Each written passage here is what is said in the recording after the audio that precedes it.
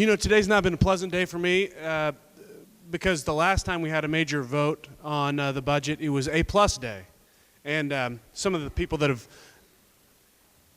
debated for this voted against that, so that's great. A-plus day was a lot easier for me because I was able to tell people that I was for their deal. And I was for their deal because I believed that the speaker would deliver 75% of his caucus like he said he would. And I believed, after multiple other deals came and went, that this truly was the last and best deal that we were going to get. But the education chair himself said that this deal has $2,000 more in teacher pay raise than the last one did, because that one went down. And it didn't go down because I voted against it, because I voted for it. But thank goodness it didn't pass, because this is our chance to have this conversation again.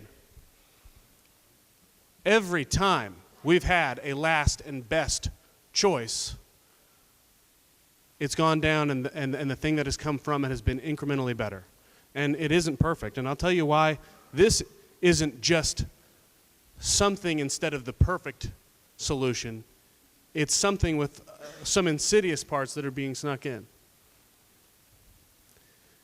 I've heard people say that this is going to end four-day school weeks. I got it from the chairman that there's not a whole lot of extra money in this beyond the $5,000 for teachers, which is huge. $5,000 pay raise for teachers is huge. You know, I make $38,400 here. I'm going to make $3,000 less or something after November.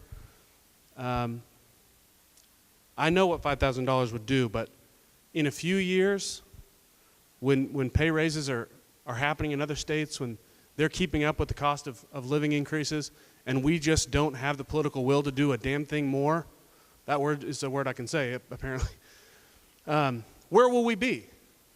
Because you guys keep saying that this is the best we can possibly do. After cutting a $1.5 billion worth of revenue over the last 10 years, this is the best we can do, and man, I feel a little bit of deja vu, because I've been here a few times saying, how is this possibly the best we can do for teachers who deserve $15,000 more, for state workers who deserve raises as well? We haven't addressed much of the teacher problem. We haven't addressed any of the state employee problem. It's disingenuous to say otherwise. Voters got mailers saying that this was going to provide new recurring revenue for people.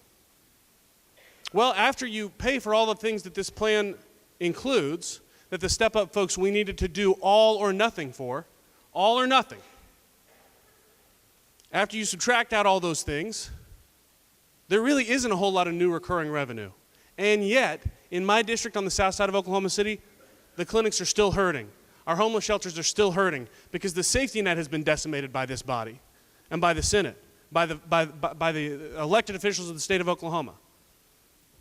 And the previous speaker said that safety net was important. This doesn't do much for the safety net. She said this was important for health care. This doesn't do nearly enough, but it does a little bit more than the last few plans did.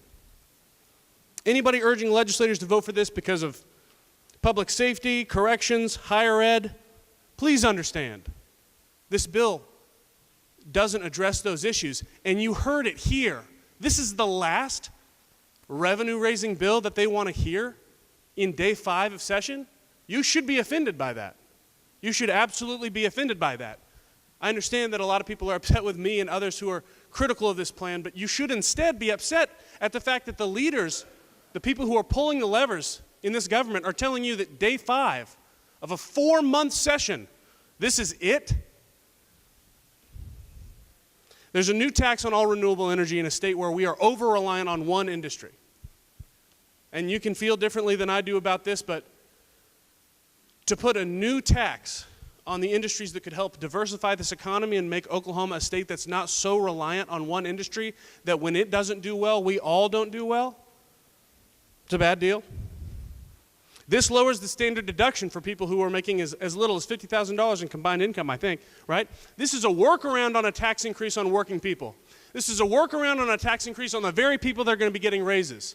Like my friend from Norman said, give with their left hand and take from you with their right.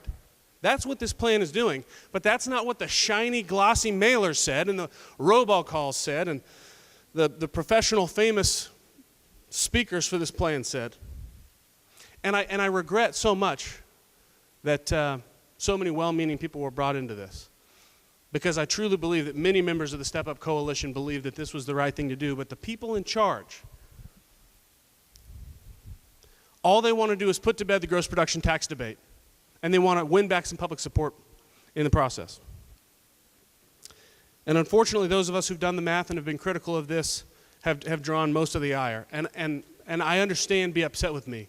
Be upset because for 10 years you've been ignored, and now you're asking for a quarter of what you deserve. And you're mad at the people who want to do a little bit more for you. I know that a lot of us have made the case about why we got here. We cut income taxes and we cut gross production taxes. That was a large part of what we did. The logical person would just go back and undo those things to get out of the problem. Both of my grandparents died last year, and so I was up in Bartlesville visiting their home, and I noticed an old wooden block box. It was a wooden box with wheels on it and had different shaped blocks in it that my grandfather, who's an engineer, made. And he built it. All these blocks are different shapes, but they all fit just perfectly inside that box. And I remember when we were kids, my grandfather said, play with the blocks all you want, but you have to put them back. You have to put them all back in neatly when you're done. And so we would spend hours playing with these blocks. This was before, social media and things like that, before we just tweeted each other and called each other names. But we were playing with these blocks for hours, and then it would be time to go, and we would, instead of just doing our due diligence, putting every block back in where it went to get it back, all fit in the right place, we would spend so much time trying to make it look like we had put it all back together the right way. We spent so much time trying to make it look like we had done the right thing. But the whole time, there was no other option. We just eventually had to go back, put every block back in the way it was supposed to be, and then go home. That's what we should be doing. I mean, at the end of the day, we know how to fix this problem. Put the blocks back in. Increase income taxes. Restore the gross production tax. Don't try to balance this budget on the backs of the poor and working class people in my district. I want the best for everyone in the gallery and everybody watching today. And I don't want you to think anything else. You can be upset, but I hope that you will listen. And my colleagues on the floor, I think we all know how this is going to go. And I'm going to stay here, and I'm ready to negotiate. OCPA has told us they're willing to do 5% gross production tax. Did you get that email? Because I did. I'm sure I'm on that. If I'm on that list, you are too. So we can do better. We're this close. Vote no. Get back to work.